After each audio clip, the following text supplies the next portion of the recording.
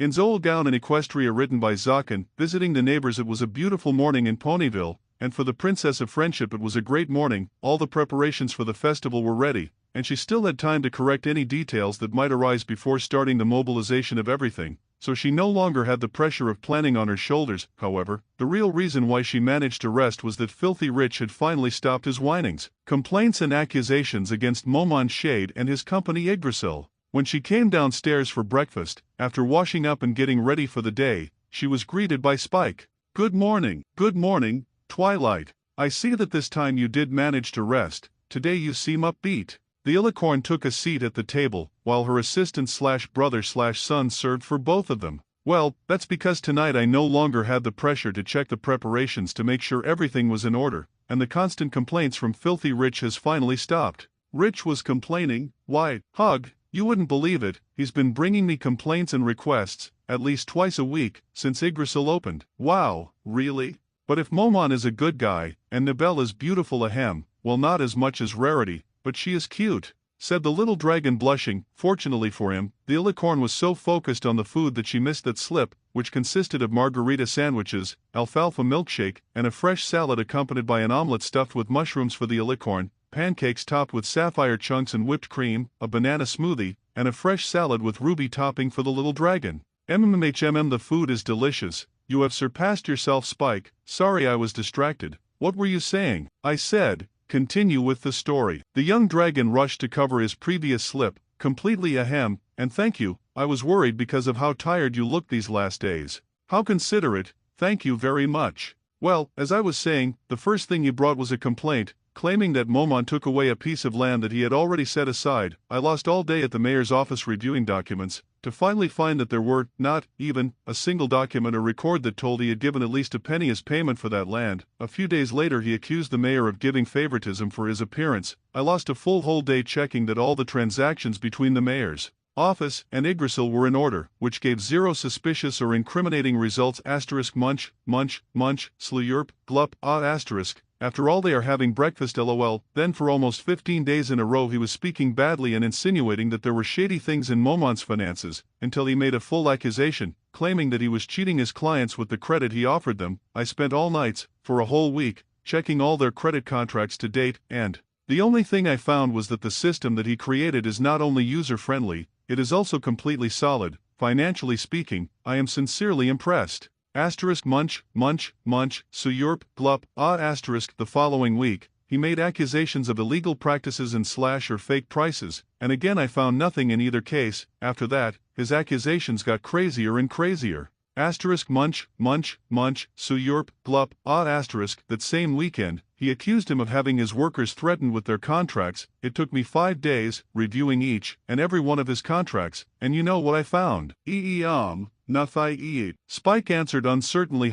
Rich would have liked that better. I found not only that they were honest, but also that their employees have the best benefits in all of Equestria. Wow, seriously. Munch, slurp, glup, asterisk. Yes, probably the only workers with better benefits are those who work at Canterlot Castle. The week before I went to see Princess Celestia, do you know what he was accusing him of? From some kind of fraud, asked the dragon, starting to see a pattern. No, he dared to accuse him of controlling his employees with magic. And I guess you didn't find anything again. You're wrong, this time I did find something.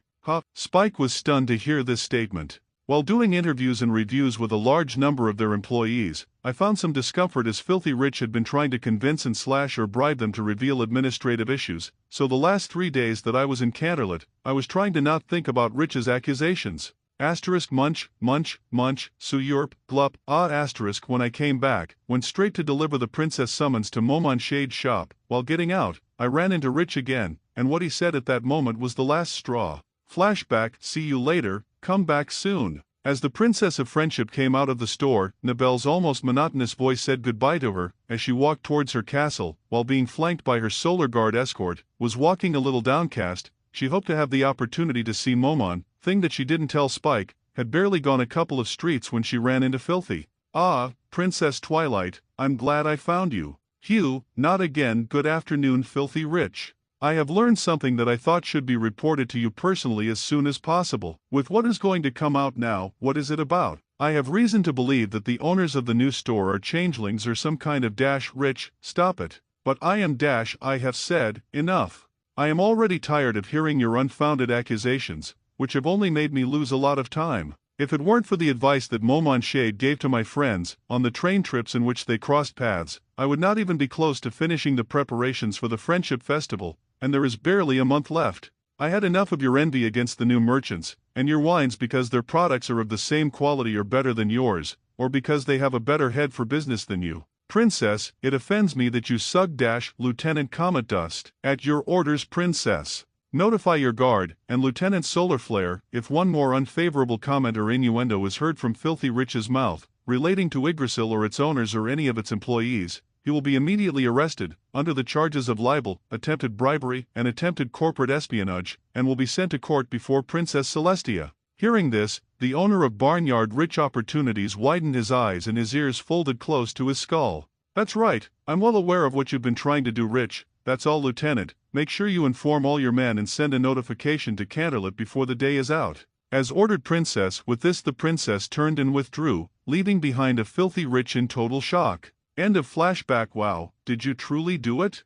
I would have liked to see it. This is the first time you have imposed your authority as a princess. The little dragon was surprised and regretted that he had not accompanied her. To tell the truth, I felt really bad after I thought about it on the way back. When I got to the castle I told the lieutenant that it was all words and that I was cancelling the order, said the Illicorn with a bit of pity. Well, he doesn't know that, so it probably won't bother you anymore. After this they finished their breakfast in calm. When they finished, between the two they cleared the table. When they were finishing cleaning they hear some pony knocking on the door. Knock knock knock come in. With your permission, Princess, there is a merchant at the entrance requesting an audience. Ah, Rich surely comes to complain, sigh.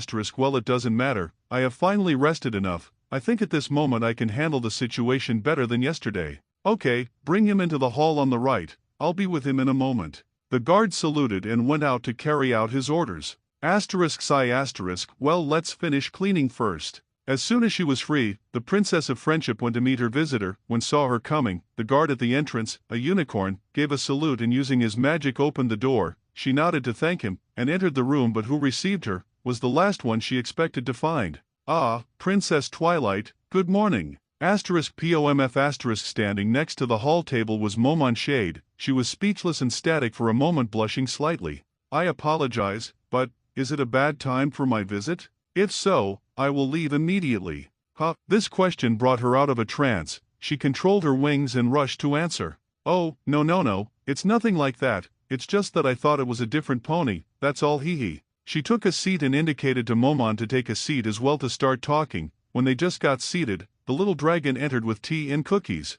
Thank you very much, Spike. No problem, Twilight. With this the princess's assistant retired. Well, tell me, how can I help you, Momon Shade? I have come to talk about that summon that you brought yesterday to my store. Have come to tell you that I am very grateful for this opportunity and in turn that we have no problem with attending it as it is scheduled. In addition, I would like to point out that I want to bring some presents for the princesses and a helper. That would be perfect. I'm sure there will be no problem in this regard, and taking advantage of the fact that you are here, allow me to apologize and also thank you.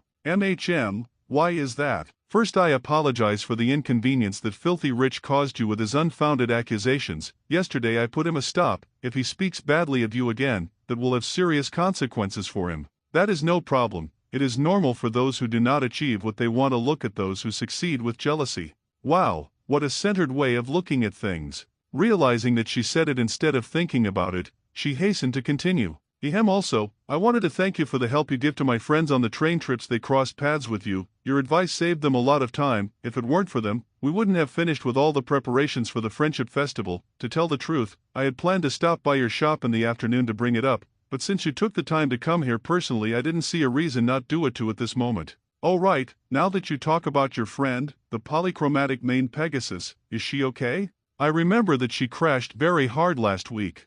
Flashback. Rainbow Dash, the Pegasus captain of the Ponyville weather team, was finishing stretching early in the morning, standing on a cloud some 400 meters above sea level. Great, I finally have some time to practice. I didn't think it would be so long and boring to coordinate so many teams to lend just one of their members. Well, with the warm-up over, it's time to get serious. With this the Pegasus jumped from the cloud in which was standing and began with speed exercises, after multiple laps around the town, then began to do fine control maneuvers and ended with rapid descent, recovery, and ascent exercises. She decided that the end of her third series will do a sweep through the center of town, and take a look at the new store. As she had heard, they already had other things besides furniture, so she changed her last series for descent, recovery, and landing. The descent passed without any problem, and she was almost at the recover mark, but as she approached the store, saw the hottest stallion that had ever seen come out of it. With the second of distraction, in which his wings stiffened, she missed the time to switch to landing, and instead of slowing down, she spun uncontrollably until she crashed squarely into the fountain in the central plaza a couple of streets away.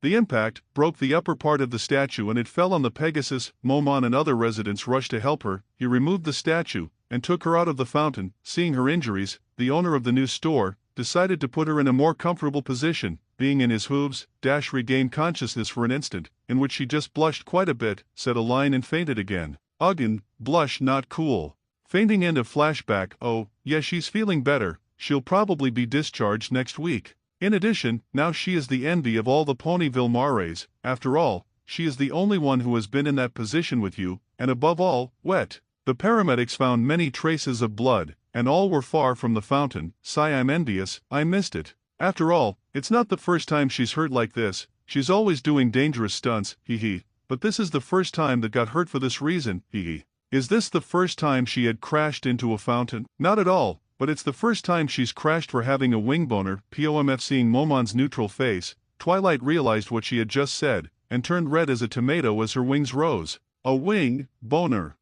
Well, it's something that happens to Pegassi from time to time when they get really excited, hee. Sorry, Dash. Oh, I see. Well, in that case, tell her please that I send her my best wishes and hope she will recover soon. Of course, it will not be a problem. I will deliver your message the next time I visit her. After crossing a few more polite words and unimportant topics, Momon was about to withdraw and Twilight decided to ask a question that she couldn't get out of her mind.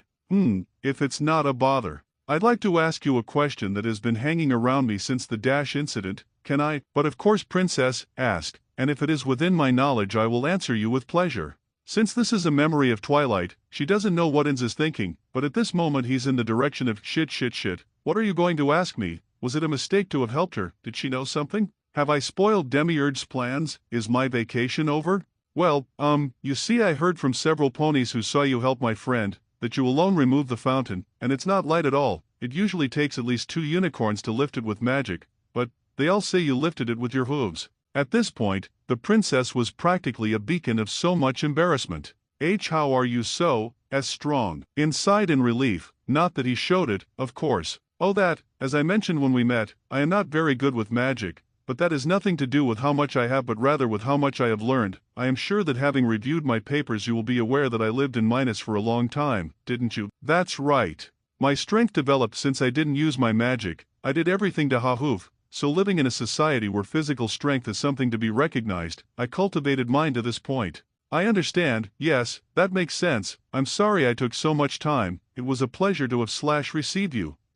The pleasure was all mine, so if you'll excuse me I must make arrangements to travel to Canterlot this coming Monday. Of course there is no problem, on the contrary, I thank you for taking the trouble to come personally to give me the answer. We'll notify Princess Celestia that you will be able to attend without complications, then we'll see you later. Princess Twilight, making a small courtesy, Ainz withdrew. The rest of the week passed without incident, the necessary preparations were made and the journey began. Traveling by train to Canterlot in a first-class cabin, where Momon and Nabel. Well, apparently everything is progressing according to Demiurge's plan that he thinks is mine, but man, I was surprised the other day. Had it not been for the emotional suppressor, I would have screamed in surprise. At first, it would have been when immersed in the conversation I drank from the tea they served me, and I was truly able to drink it, although it did not taste anything to me or gave me any benefit. I must be careful. Apparently the body obtained with the ring can perform the organic functions that it should. When I tried to urinate in the private bathroom of my room in Nazarick, I was able to do it. Although not much, probably only an amount close to what I drank, but when I got most nervous, it was when the princess explained to me about the wing boner. I felt something that I had not felt since I arrived in this world, something terrifying, something that Albedo must not find out, under any circumstances. I cannot allow her to find out that this body is capable of having an erection. With the princess, the suppressor of emotions, and the fact that I am not a Zoopile saved me from the embarrassment. so I must try to never use the ring carelessly inside Nazarick. Narbaril, get ready, we're almost in Canterlot. As ordered, in Sama Hanzo. A ninja came out of the shadows and knelt in front of Momon High. The pony transformed overlord dipped his hoof into his inventory and pulled out a red scarf. Wow, we still haven't discovered how it is possible to manipulate things with the hooves without them falling off. I hope we find out someday. Take this scarf and tie it to your arm. You will be the leader of this infiltration unit. After our stay, you will be left behind. Your job will be to keep an eye on all the figures of interest. You will not interfere with anything that happens and you will report everything. Also, you will make sure that the princess's gifts are always unobstructed. Yes, as you order.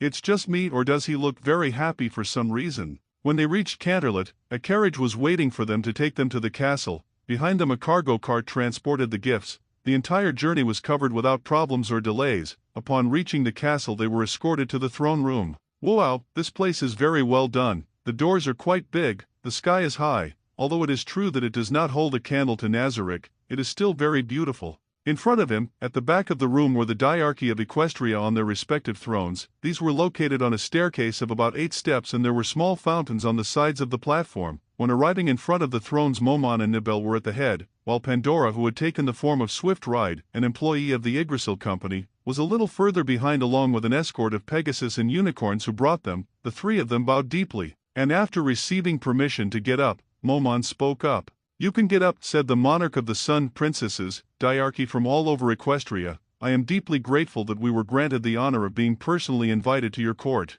Your words are the most appropriate for a situation like this, but you are asked to relax your posture. This is not an official congregation," pointed in a calm voice the monarch of the moon. "Relax, my little ponies, with the request that we meet if possible." I intended to denote in the letter sent that this was not an official meeting, although I intend to congratulate you on the success of your business. If you continue to expand like this, you will soon be indispensable for Equestria. Celestia spoke in her usual motherly tone. "I doubt that I will be so successful, but still appreciate your kind words. The reason why I requested your presence here today was that we had desires and curiosity to meet the one of whom my former student and fellow princess speak with such high esteem and is a filial love. From what I see, she is not without reason. The stallion is probably the most handsome I have met in a long time. However, I only know 2 names. Would you mind telling me who is accompanying you?" "Excuse my manners, he is Swift Ride. He won the award for the most outstanding employee of the month in the transportation branch, and it seemed like a good idea to bring him. He is not only to function as an assistant who will carry the presents that we brought for the both of you, but also for spending the day with us during this visit, as if it were a third partner of my company. I find this a wonderful recognition for an employee who works hard," Celestia said happily with Momon's answer. "If you don't mind, I'd like to see those presents. We heard from the fair Twilight that your designs are wonderful. Guards, bring the presents that young Swift Ride brought here." Momon turned his gaze towards Pandora and gave his directions. "Swift, please accompany the guards and give them the necessary instructions to handle them properly. We cannot give the princesses a product in poor condition," the bone-colored unicorn said to his other companion with a kind but serious tone. Pandora gave a quick salute and left after the guards. Shortly after, he returned with 4 unicorn guards, who carefully levitated both furniture, concentrating their auras on the base and backrest. Both were covered with large silk cloths, and while Momon presented them, Swift discovered them. "Since Princess Luna was the one who requested it, yours will be the first, an indigo and onyx dressing table, engraved with jasmine and orchid designs, adorned with white gold and pearls." When the furniture was uncovered, Luna gasped in surprise and covered her wide-open mouth with her hooves.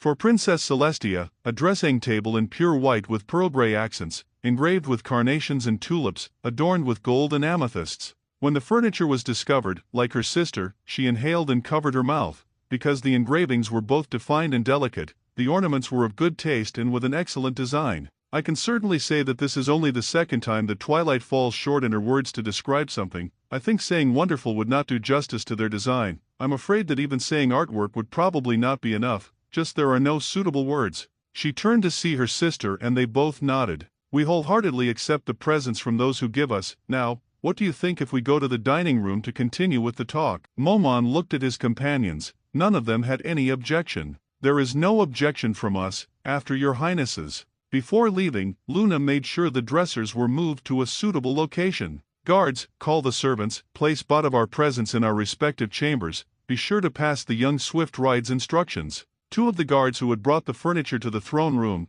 gave a salute and retired to carry out their orders, while the princesses and their guests left for the royal dining room, where they engaged in light talk, enjoyed after the hors d'oeuvres. They talked about Yggdrasil's achievements, their broad plans for the company and their future participation in the Friendship Festival. When they finished, they returned to the throne room and Momon said goodbye to the princesses. Well then, with your permission, we are retiring, your highnesses. I will open a Yggdrasil branch in Canterlot, as soon as I find the right place for it. When you do, we assure you that we will be your first customers, Luna said with encouragement. Then I'll make sure to send you an invitation to the opening Jijij. We wish you success and a safe journey. Celestia said goodbye politely. After her guests left, the diarchy finally exchanged words. Well, what do you think, Lulu? Sigh, he is handsome, mysterious, and polite. If he had shown the slightest interest, I would have offered him to spend the night in the castle, more specifically in my intimate company. You've always been very promiscuous, to tell the truth. I'm surprised you didn't generate a bloodline,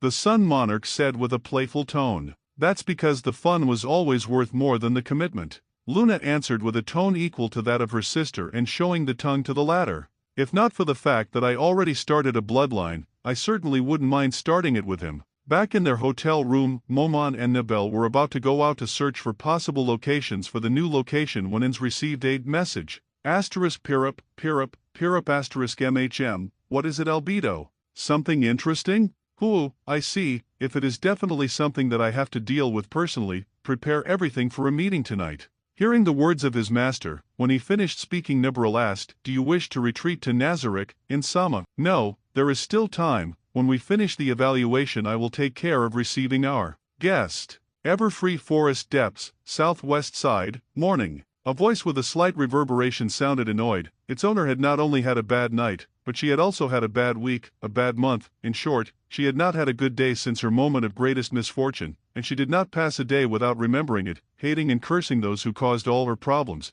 and today was no different. Ard, you stupid and annoying forest. But I have already started to obtain the necessary materials to carry out my plan. I just have to hold on a little longer and then, finally, I'll finally get my revenge. Ha ha ha. Oh, I see, so that's why you've been stumbling all over the forest. Jijijijij. Her monologue was interrupted in the most abrupt and unexpected way. Her posture tensed, her reflective dark carapace clicked with her movements, the pierced hooves parted slightly, her membranous wings buzzed menacingly, her head was slightly lowered as she tilted her horn slightly forward, all this in the span of a few seconds. Who is there? Who dares to mock Queen Chrysalis? Queen? Aren't you more like a drone? The mocking voice with a childish tone answered her. Get out from wherever you are, brat. If the beasts of the forest did not tear you apart, I'll do it myself. Fosa Chrysalis was enveloped in a green flare, and when it dissipated, there stood what would normally be known as a griffin, letting out of its beak a roar interspersed with the screech of an eagle. That moment will be something she remembered as her worst mistake for the rest of her life. Out of sight, on a tan face, with heterochromatic eyes, a predatory smile emerged. Tell me, Queen, are you one of the beings known as changelings? Chrysalis was taken by surprise. The last thing she expected was a calm response. This made her regain her composure and pay more attention. You know, my master ordered me to capture unknown creatures. Previously I have got a sample of all the creatures of Equestria, but one always evaded capture. Chrysalis was beginning to worry. Whatever the creature that was speaking to her was not a simple filly. Even when it continued speaking, she could not locate it. It was as if her voice was coming from everywhere. Of course it wasn't because they were very skillful or powerful, it was because my master set rules for the capture, and they were always very cautious. But you? Yes, I can capture you without breaking the rules, ha ha ha. She returned to her original form. Around her everything tasted like fear, but there seemed to be nothing that was causing it. A chill ran down Chrysalis's back, from the tail to the tip of his horn. This creature, whatever it is dangerous. I must escape immediately. Just when this thought crossed her mind, felt something settle on her neck. The next thing she knew was that her snout tasted like mud and mold. She turned her head a little and managed to see it, a bipedal creature, dressed in a strange outfit. It seemed to have hair only on the head. It was keeping her on the ground with only one paw, and even though she was larger than the creature she could not move it. Creak, crack. Chrysalis' eyes widened. The creature was breaking its shell. The last thing he saw was when it raised the other closed paw. After that her world turned to darkness. Nazarick's great tomb, 5th floor, frozen prison. What? Where am I? It's very cold here.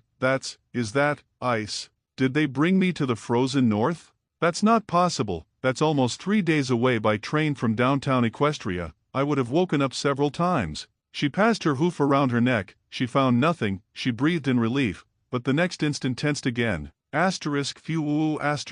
Nothing? How can there be nothing? Without the healing wax, a fissure takes at least a week to heal. It is not possible that I lasted almost a month unconscious and not starved to death. Queen Changeling continued to ruminate on her situation until exhaustion. After a few hours, the cold began to take its toll on her, then she felt a presence approaching her cell. The closer it got, the clearer the emotions that projected became, and the greater the fear that seized her. She could perceive happiness, and much. She tasted pride, greed, and darkness, a very deep one that reeked of malice and sadism, with a tinge of death and despair that had permeated this individual, and that was what terrified her the most. What is it that is approaching? Whatever it is, it means serious problems. No, that is to belittle it. This thing may well destroy everything around it, then set it on fire and laugh while standing in the center. My magic did not work since I woke up, but they have not taken it from me. I can still feel it. Maybe this cell is made of a material similar to my old throne. If things are that way, my only option is to attack it as soon as the door gets open. This thing will regret having messed with Chrysalis. The only entrance and exit of the cell were open calmly. The former Changeling Queen launched the attack ready to use her fangs on the creature, and when it was just at the door, and Chrysalis was in her second step, Neil *GRing**, sound of chitin scraping on the ground, like a heavy acrylic box on rough ground. Aiard, what the Tartarus is wrong, why can't I stand up? What it did to me. Silence. MMMPH. MMHMMHMMN. Good night, Queen of the Changeling, or should I say ex-queen? Come on, there is no reason to be so surprised. Why would we capture you if we did not know at least something about you? But hey, we can leave the talk for later. Right now my master wants to see you, so we must hurry. Stand, follow me. Chrysalis could not understand. The chitin on her legs hurt when she walked, but she could not stop. She wanted to shout obscenities at the creature in front of her, but she could not make a single sound. However, it was not about mind control. Her head was clear and could hate him without restraint. Then how am I following all his orders? She was so concerned to understand what was happening that she did not realize that they had reached the bottom of the endless stairs. The creature had made sure that nothing was burned in her mind with a single instruction. This was cancelled a while after starting to descend. Focus your attention on me, was all the creature said, while trying to understand how. She was brought out of its reflective state when a very luxurious carpet began to appear under her hooves, even without being very informed on the subject of furniture. One thing was clear, not even Celestia had a rug like this. This revelation forced her to look up, and what she found was even more impressive. Upon seeing her reaction, the creature again spoke to her. This place is called the Lesser Key of Solomon, and it is just the preamble to the throne room. Then at the end of the corridor she saw it, a gigantic double door, solid and magnificent in appearance. The engraving was so vivid that it seemed that it could move. When they arrived in front of them, they opened without the slightest difficulty or make the slightest sound of friction, something that the former queen did not ignore. As soon as she could see what was on the other side, she would have been speechless even without the creature's order. It was a room with gigantic columns adorned in marble and gold, chandeliers with multicolored gems. However, what most caught her attention were the bipedal creatures at the back of the room. Among all, for her two figures stood out. The first, it was an insectoid like her, but this one was bipedal even though it had 6 limbs. With the two on its right side it held a huge halberd. From its back 2 protrusions that seemed to be formed of ice emerged. A wide repertoire of emotions was in the air, from hatred to curiosity. And what most caught her attention was what appeared to be a corpse that was placed on the imposing throne at the back of the room. What is this about? Is it that perhaps the master of these creatures has a morbid sense of humor, or do they just hallucinate that their dead boss keeps giving them orders? They were all formed in a column on the left side of the room. She was led to the front of the throne, where she was prostrate and forced to bow her head. Then the creature in the red suit spoke. In Sama, I have brought her as you ordered. Good job, Demiurge. I'll need her to be able to turn to look at me directly and speak. To the utter surprise and horror of Chrysalis, the corpse, or what was to be just a pile of bones, moved and spoke. Now that she paid more attention to it, she was able to notice the small red flames that were in the sockets of the skull. No emotion emanated from it. Then she understood. The leader of these creatures was not wearing a disguise or a puppet. It was a lifeless existence, something she only remembered from ancient stories, the creation of a necromancer. As you order, you can raise your head, you can speak. Haa. Who the hell are you? Necromancy was banned from Equestria and practically ever were for millennia. Even today only a few know that it ever existed. Who the hell are you? Chrysalis's words were cut off abruptly. She felt like she was suffocating. An enormous pressure that turned her stomach and constricted her lungs paralyzed her. The various emotions in the room changed in an instant. The only thing she perceived in the air was hatred and murderous cravings, something she had never felt. It was the latter that seemed to threaten to crush her at that very moment, but a single word stopped it all. "Enough," said the overlord with a calm voice without hurry. "We are very sorry, Insama, but this stupid creature was about to insult you. That may be the case, Albedo, but simply killing her is useless. Besides, only a fool heeds the tantrums of a spoiled infant." "You are right. I beg your pardon for our recklessness. It doesn't matter at all, now." The ex-queen was just beginning to regain her composure and breath when they spoke to her again.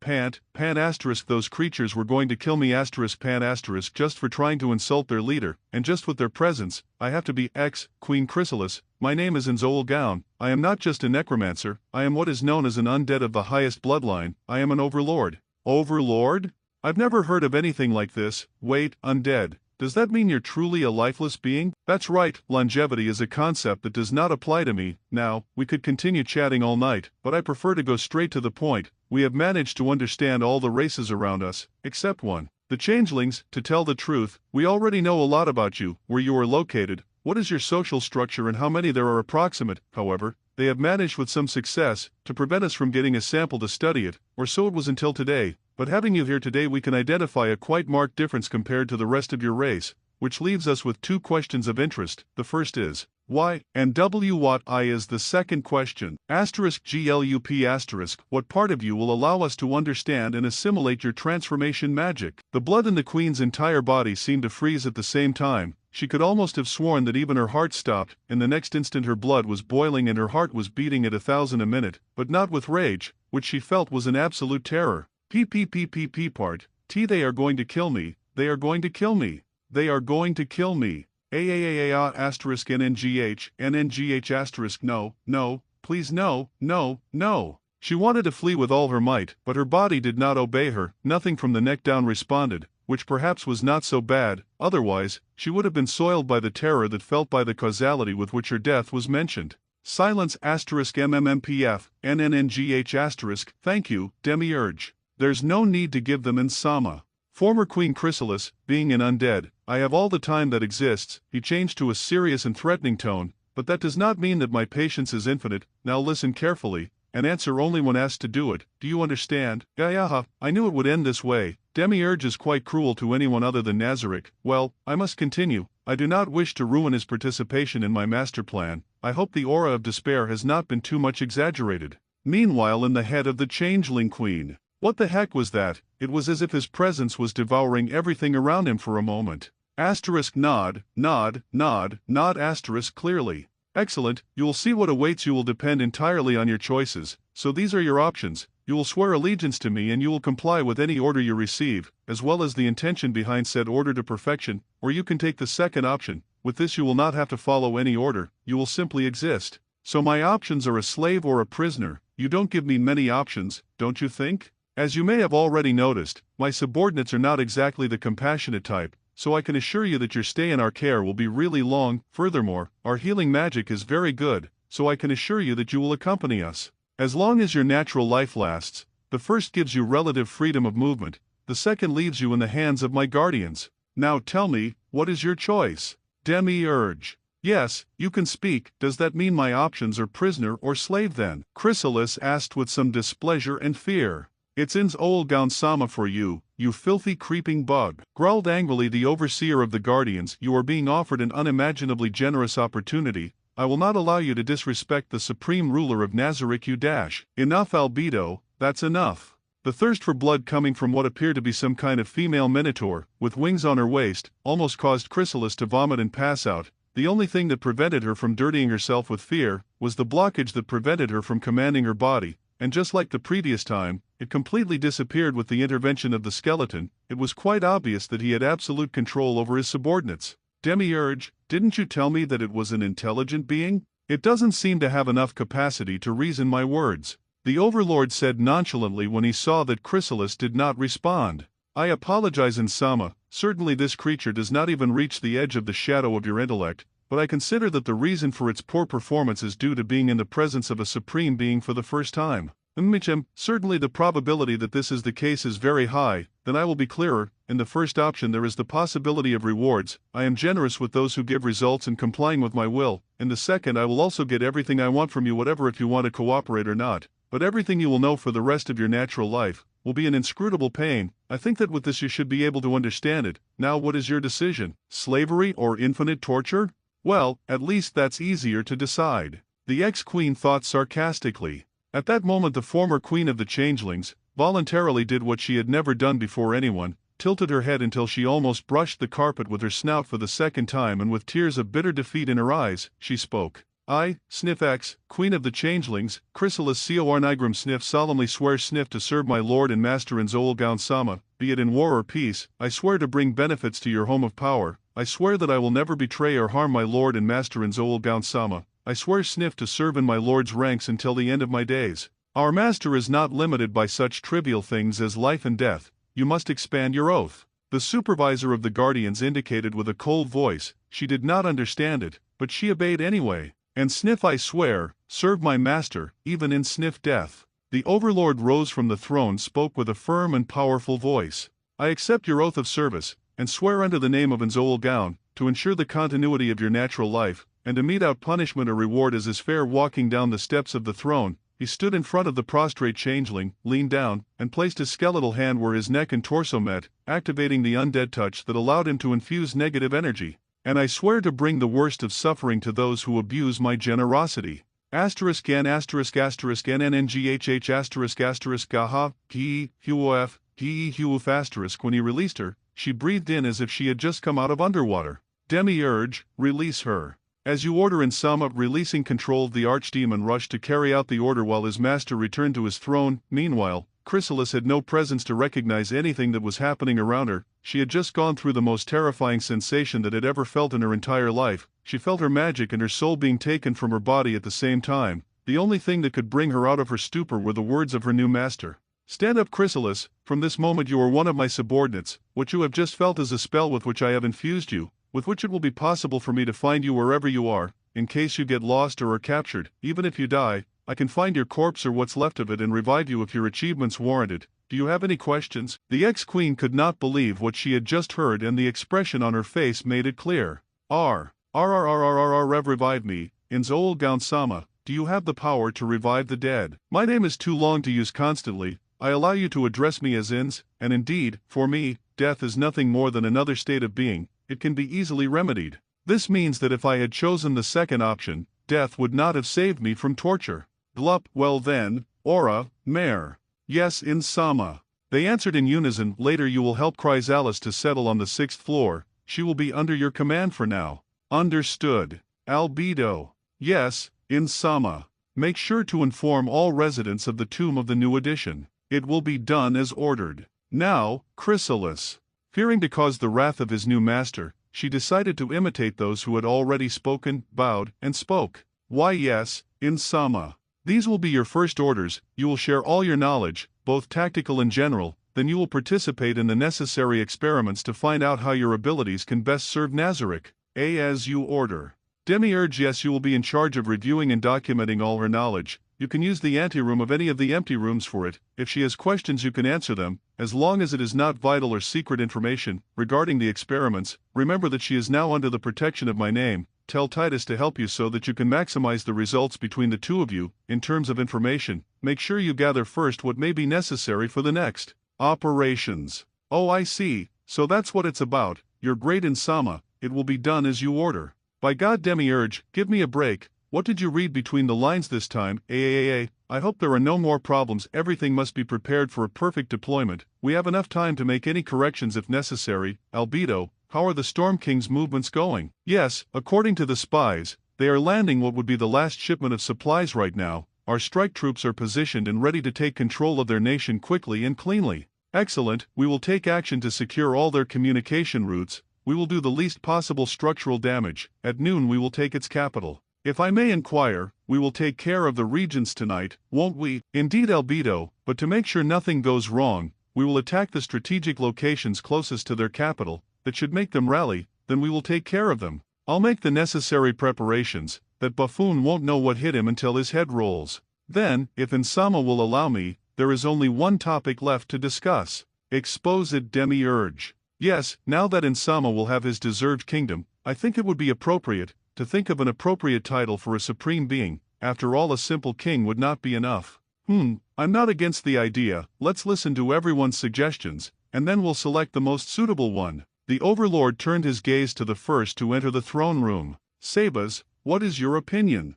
Yes, I think it is not necessary to complicate things. For me, a simple king would be enough. Albedo, yes, it is certain that there will be no female who is not attracted to you. What do you think of the king of love? Hearing those unexpected words, Satoru Suzuki's emotion suppressor activated. No, please not Albedo, that's too embarrassing. Yug, at first I thought they were just my ideas, but this female is truly a fountain of love and an eruption of lust for the skeleton, even though it's impossible for the skeleton to feel anything. Chrysalis thought with some reluctance that he did not let it be heard in his voice. Ainz continued. Sheltir, yes, since it is the maximum representation of beauty, I think the beautiful king would be the most appropriate. No please, that's even more embarrassing than the previous one. Yug, this one too, but this one is more lust than love, even so, that makes it even more incomprehensible. Chrysalis thought again. Demiurge, yes, given his immeasurable intelligence, I propose the wise king. No way, if I use it, I will be finished with the first public mistake I make. Interesting, respect that could almost be called fanaticism. Reacted the changeling Aura. There is no one stronger than Insama. I think a mighty king would be the most suitable. Excellent Aura, it is still somewhat embarrassing, but it is much better than the previous ones. Typical of a brat, easy to impress. The former queen thought contemptuously. Mare, why yes, this, Insama is very compassionate. I think a merciful king would be appropriate. It would be a great idea if I just weren't a skeleton. Whoa, is this brat blind? That thing doesn't have a single ounce of compassion inside of it. The changeling's troubled face caught Ainz's attention, and then he had an idea. Right, since Chrysalis is a resident of Equestria, let's hear her opinion. When she felt the weight of all the gazes on her, she cursed her luck and swallowed what was threatening to rise through her throat, took a breath, and spoke nervously. Insama, let me. I think I would have to highlight his power over life and death. I think the King of Souls could serve. Sensing the approval of everyone around her, she relaxed a bit and breathed in relief. Cositus, you've been very quiet. Don't you have any suggestions of your own? Asked Albedo to the insect warrior. Insama will be a king who rules over various species and will crush anyone who opposes him with his incomparable magical power. I think a sorcerer king would be the most suitable option. They all turned their eyes to the throne. In the eyes of each one could see the same opinion. There was no better proposal. Seeing everyone's expression, the overlord stood up and expressed his acceptance. Very well, then, once our kingdom is established, I will adopt the title of Sorcerer King. You can continue to call me Ainz. They all prostrate themselves. Chrysalis rushed to imitate them as soon as she saw them move. As they were all on their knees, Albedo spoke on behalf of the rest. We received and accepted your orders, Sorcerer King, Ainz Ooal Sama. The most powerful king, the twins said at the same time. The king with the greatest wisdom. Said Demiurge, the king with the greatest beauty. Said Sheltir with eyes of love, the most compassionate king. Said Sebas stoically, the king with the most powerful magic. Said Cositus, the king who dominates life and death. Said Chrysalis, the greatest king of all. Said Albedo, may your kingdom be eternal.